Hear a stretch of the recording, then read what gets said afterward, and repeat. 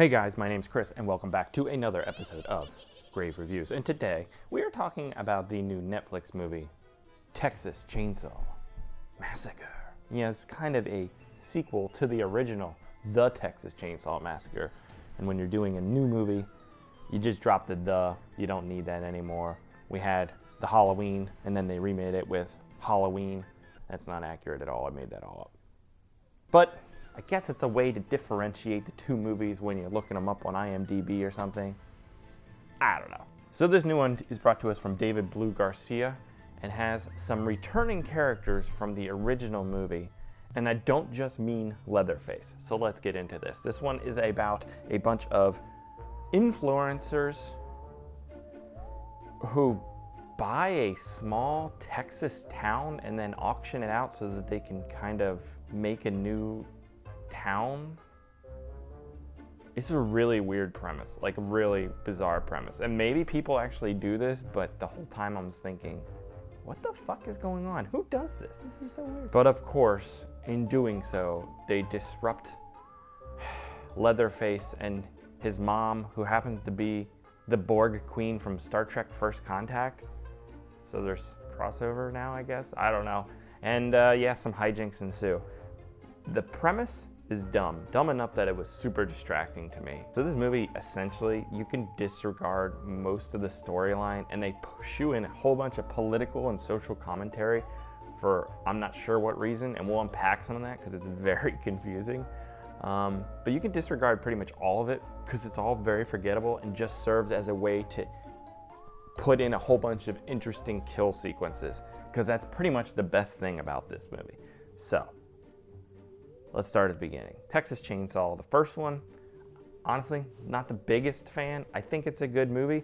I think it does a lot of things really well. I think it really sets the tone, sells the atmosphere. You feel the heat, you feel the desolation, you feel the desperation. It's not like an overly gory movie, but it's super effective. This movie is just an overly gory, kind of mean-spirited but fun kill fest. So I'm here for that in a lot of ways. It's just all the other stuff they try and shoe in here to make it seem more important or more fleshed out. But in reality, a whole bunch of little details with no cohesion and nowhere for it to go with its message. It makes it feel even more of a surface movie. Everybody is a stereotype and awful. All the characters in this new one are incredibly unlikable, except for the one guy who they introduce at the beginning, who's pumping gas at this rural gas station and he has a gun, and our characters have to immediately attack him because he has a gun in Texas. I'm not sure what they're expecting. And so it's annoying. They're unlikable, which can be okay, I guess, because we're kind of rooting for Leatherface to just destroy everyone. But then you have this sister dynamic, which they play up and they act like it's very important that this young girl was a survivor of a high school shooting. And so she has this trauma from this event, and that's why she's so against guns. And then an hour later in the movie, she's got machine guns, she's got shotguns. I don't understand the message we're going for here, guys. We got social media references, we got influencers. We just have so much forced social commentary. It feels like this movie was written by an old dude who's like, I don't like those young kids. Those young kids, they're always into their peppercorns and their boba teas. And it's like, maybe if you live in a bubble in California or something, this is what 25, 30-year-olds are all like. But I know enough of those people that age, and they have a little bit more depth than just these surface references to things we've seen on the internet and stuff. Does that make sense? I mean, there's a line in this movie. We are idealistic individuals who want to build a better world.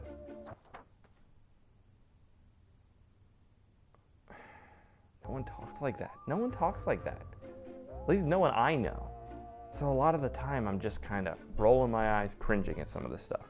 This movie ends up being just a kind of same idea as the Halloween 2018. It's basically Hillbilly Halloween. You have Leatherface returning in the very much the Michael Myers role here, waving the chainsaw around.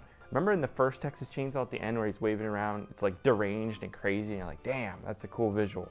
And in this one, it's like every 4 minutes, he's fucking waving this chainsaw around. And it's just stupid at that point. It just becomes silly. It's not creepy, it's not scary, it's not deranged anymore. It's just so much, it's silly. But it is decently budgeted, so it looks good. I mean, there's a real professional crew behind this thing. It's shot really well. It has some decent lighting. The sheen of budget is here, and it comes through in its look and its sound design. There's so much wood creaking. I watched this thing with headphones on, so I could hear all the wood creaking. It was effective.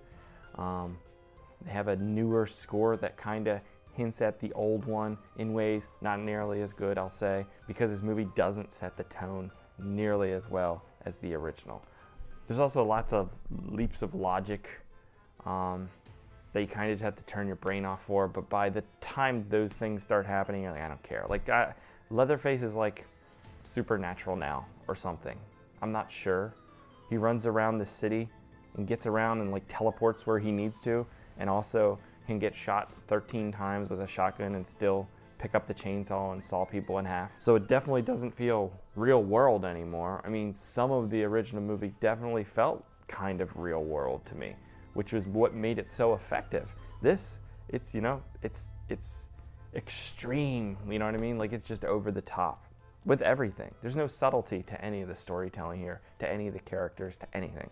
So a lot of the kills are well done with their effects. They look good. They're mean-spirited a lot of times. And they also try and spend the time building up the tension in them. But they're predictable, so the tension really didn't work. So I was just kind of waiting to see what the aftermath was going to be, or how he was just going to smash this person's face in and what it was going to ultimately look like. Sally from the original Texas Chainsaw Massacre reprises her role, much like in a Halloween 2018 kind of thing. However, I feel like there's a difference between Jamie Lee Curtis's character, who had like multiple movies in the franchise already, kind of bringing the movie back as a soft reboot type thing, and having her in there to kind of pass the torch. I don't know if anyone was like waiting for Sally's return, and especially it's undermined by the fact that it's a different actress playing the character too. So it just feels ineffective. Like, I felt nothing for this character returning. It was a little silly seeing like a 70-year-old woman go and try and destroy Leatherface after everyone else gets killed. It's just dumb, and it feels sloppy and cheap because it doesn't feel original. It feels like they just kind of took the template of Halloween 2018 and applied it to Texas Chainsaw and said, if we get enough kills in there, it'll entertain enough people. And you know what? They're not completely wrong, because I wasn't completely bored with this movie. I was rolling my eyes enough, especially for the first half an hour, but once the kills start happening, they are fun enough to keep me entertained. And there is a sequence with a bus and a bunch of people that is ridiculous, but fun. And the sheen there of the production value makes it all kind of passable. So is this a good movie? Hell no. Is it a good Texas Chainsaw movie?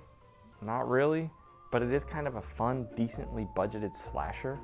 And I think if they would have took out any of the social commentary references and anything like that, it would have been an even better time, because that stuff was annoying and cringy and kind of made the experience a little bit frustrating in between the kill sequences. So they have it set up for a sequel. The last shot of the movie obviously mirrors the last shot of the first one, but even in a stupid way with a Tesla. And so I'm a mixed of this movie, because it does have some decent highs at points with the kill sequences, but for the most part, I think this movie's kind of rotted. I'd give it like a 4 out of 10. And I'm being pretty hard on it because it's easier to cut breaks to lower budget movies when you know they don't have all the potential, because they don't have the budget and the crew and the time to make something more that looks better, is more polished. This movie did have all that, and they still failed because the script is garbage. And while it looks okay, the acting is pretty poor. There's just so many negative things, and if you throw enough money at these things, it can overcome some of them, and that's what it did. But it's definitely not living up to its potential here. So yeah, not the biggest fan of Texas Chainsaw Massacre, but if you've seen it, let me know what you think, and I'll catch you here next time, guys. Goodbye.